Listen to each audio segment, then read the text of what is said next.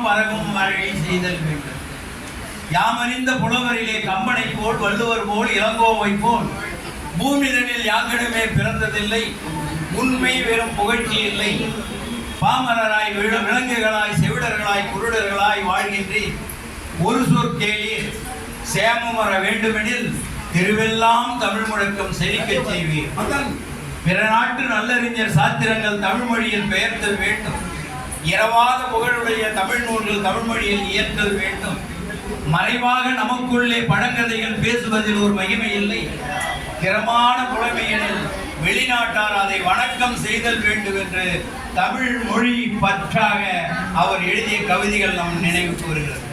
அந்த வகையில் தான் சேமமுற வேண்டுமெனில் திருவெல்லாம் தமிழ் முழக்கம் செழிக்க செய்வீர் என்று அவர் சொன்னதனுடைய அடிப்படையிலே நம்முடைய துரைமுருகன் அவர்கள் ஊர் ஊராக பாரதியார் தமிழ் சங்கத்தை தொடங்குவதற்கு ஆர்வத்தை காட்டி எங்களை எல்லாம் அதிலே ஈடுபடுத்தி இருக்கிறார் என்பதை இந்த நேரத்தில் நினைவு கொள்ள வேண்டும். பாரதியை பற்றி பாரதியினுடைய தாசனாக இருந்த பாரதிதாசன் சொல்லுகிறார், பைந்தமிழ் தேர்ப்பாக அவன் ஒரு சிந்துக்கு தந்தை, குவிக்கும் கவிதை குயில்,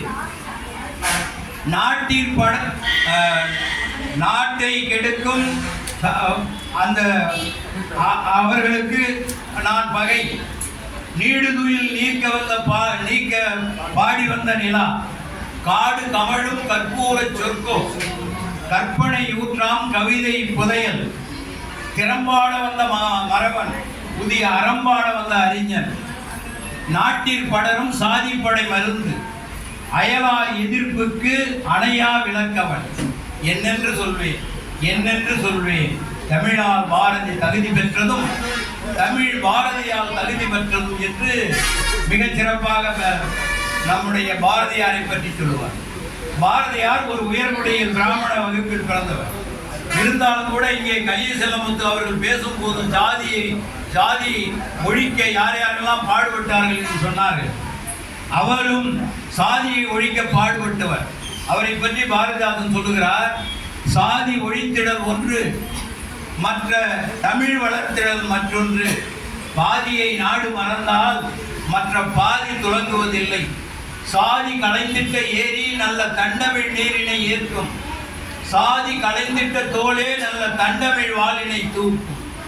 மேலவர் கீழவர் இல்லை, இதை நான் மேலுக்கு சொல்லிடவில்லை. 4 தெருக்களின் கூட்டில் மக்கள் 4000 காண தோளினில் தாழ்ந்தவர் என்றே சொல்லும். தாழ்த்தப்பட்டவர் சமைத்த உணவை உண்பே. மேலும் பாரதி சொல்வார், சாதியின் வேலினை போக்குங்கள் என்று மிகச் சிறப்பாக அவர் சாதியை சாடியதை பாரதிதாசன் சொல்லுகிறார். ஆனால் பாரதி சாதியை சாடுவதற்கு என்ன சொல்லி இருக்கிறார் என்று பார்த்தால், ஜாதி மதங்களை பாரோம் உயர் ஜன்மம் இத்தேசத்தில் எய்தினராயின் வேதியராயினும் ஒன்றே அன்றி வேறு குலத்தவராயினும் ஒன்றே என்று பாடுவார். பறையருக்கும் இங்கு தீய புலையருக்கும் விடுதலை, பரவரோடு மறவருக்கும் புறவருக்கும் விடுதலை, திறமை கொண்ட தீமையற்ற தொழில் புரிந்து யாவரும் தேர்ந்த கல்வி ஞானம் எய்தி வாழ்வும் இந்த நாட்டிலே. அதோட விடல, அவர் இன்னும் சொல்றாரு, ஏழை என்றும் அடிமை என்றும் எவனும் இல்லை நாட்டில். இழிவு கொண்ட மனிதர் என்பது இந்தியாவில் இல்லையே. வாழி கல்வி செல்வம் எய்தி மனம் மகிழ்ந்து கூடியே மனிதர் யாரும் ஒரு நிகர் சமானமாக வாழ்வுமே என்று இந்த ஜாதி மறுப்புக்காக அவர் எண்ணற்ற கவிதைகளை எழுதியிருக்கிறார்.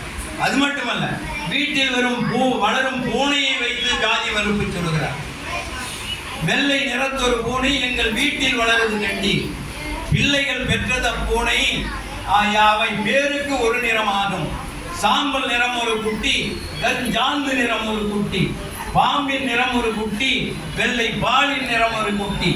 எந்த நிறம் இருந்தாலும் அவை இந்த நிறம் சிறிதென்றும் பெரிதென்றும் ஏற்றம் கொள்ளலாமோ? வண்ணங்கள் வேற்றுமைப்பட்டால் அதில் மானுடர் வேற்றுமை இல்லை. எண்ணங்கள் செய்கைகள் யாவும் இங்கு யாவருக்கும் ஒன்றென காணீர் என்று அந்த சாதி மறுப்புக்காக அவர் எண்ணற்ற கவிதைகளை எழுதியிருக்கிறார். அதனால அதே போல பெண்ணுரிமையை பற்றி அவர் பெண்ணுக்கு அந்த பெண் உரிமைக்காக அடித்தளம் என்றவர் பாரதியார் தான். பெண்ணுக்கு பேச்சுரிமை வேண்டாம் என்கின்றீரோ, மண்ணுக்கும் கேடாய் மதித்தீரோ பெண்ணினத்தை. பெண்ணுரிமை பேசும் திருநாட்டு மண்ணுரிமை தீர்ந்து வருதல் முயற்கோம்பே என்று பாடுவார். பெண்ணுரிமை இல்லைன்னா அந்த மண்ணுரிமையை நம்ம பெற முடியாது என்று பாடியிருக்கிறார். அவருடைய சிறிய வயதிலே, பள்ளி பருவத்திலே, தொடக்க கல்வி பருவத்திலே ஒரு நிகழ்ச்சி நடந்தது. சிறிய வயதிலேயே அவர் நிறைய பாடல்கள், கவிதைகள் எழுதக்கூடியவர். அவருடைய ஆசிரியர் காந்திமதிநாதன். இவர் மீது பொறாமை வந்துவிட்டது. எனவே இவருக்கு ஒரு சோதனை அளிக்க வேண்டும் என்று ஒரு ஈற்றடியை கொடுத்து ஒரு வெண்பாவை எழுது என்று சொன்னார். அது என்ன ஈற்றடி என்றால், பாரதி சின்ன பயல் என்று எழுது என்று சொல்லிவிட்டார். பாரதி சின்ன பயல் என்றால் பாரதியை இழிவுபடுத்துவது போல. உடனே பாரதி எழுதினார், ஆண்டில் இளையவன் என்றே ஈண்டு இங்கு என்னை ஏளனஞ்சை காரிருள் போல் உள்ளத்தான் காந்திமதிநாதனை பார் அதி சின்ன பயல்னு எழுதிட்டார்.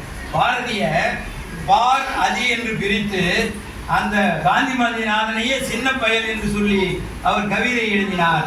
அப்பொழுது எல்லோரும் என்ன ஆசிரியரே இப்படி போய் இழிவுபடுத்திட்டீங்களேன்னு சொன்ன போது மீண்டும் அதை சரி செய்து ஒரு பாடல் பாடுகிறார். ஆண்டில் இளையவன் என்றே அருமையினால் ஈண்டு இங்கு என ஏந்தினையால் கார் அதுபோல் உள்ளத்தான், கார் இருபோல் உள்ளத்தான்ங்கிறத மாற்றி கார் அதுபோல் உள்ளத்தான் காந்திமதிநாதருக்கு பாரதி சின்ன பயல் என்று, அவரை விட நான் சின்ன பையன்தான் என்று சொல்லி அதை சமாதானப்படுத்தினார். அப்படிப்பட்ட திறமை மிகுந்தவர் பாரதி. அவர் காந்தியடிகள் ஒரு முறை சென்னைக்கு வந்து ஆங்கிலத்தில் பேசிவிட்டு சென்றார். அவருக்கு இவர் கடிதம் எழுதுகிறார். நீங்கள் எங்கள் தமிழ்நாட்டிற்கு வந்து ஏன் ஆங்கிலத்தில் பேசினீர்கள் என்று கேட்டு ஒரு கடிதம் எழுதியிருந்தார். அதற்கு அவர் மறு கடிதம் எழுதுகிறார். நீங்கள் இதை சொல்வதற்கு ஏன் ஆங்கிலத்தில் கடிதம் எழுதுகிறீர்கள் என்று கேட்டார். அதற்கு மீண்டும் இவர் பதில் எழுதுகிறார், ஒருவருடைய மனதை புண்படுத்துவதற்கு நான் என் தாய்மொழி தமிழை பயன்படுத்த மாட்டேன் என்று சொன்னார் என்று சொன்னார். அதுதான் அவருடைய தாய்மொழி பற்றி என்று சொல்லி என்னுடைய தலைமை உரையை முடித்துக் கொள்கின்றேன். நன்றி, வணக்கம்.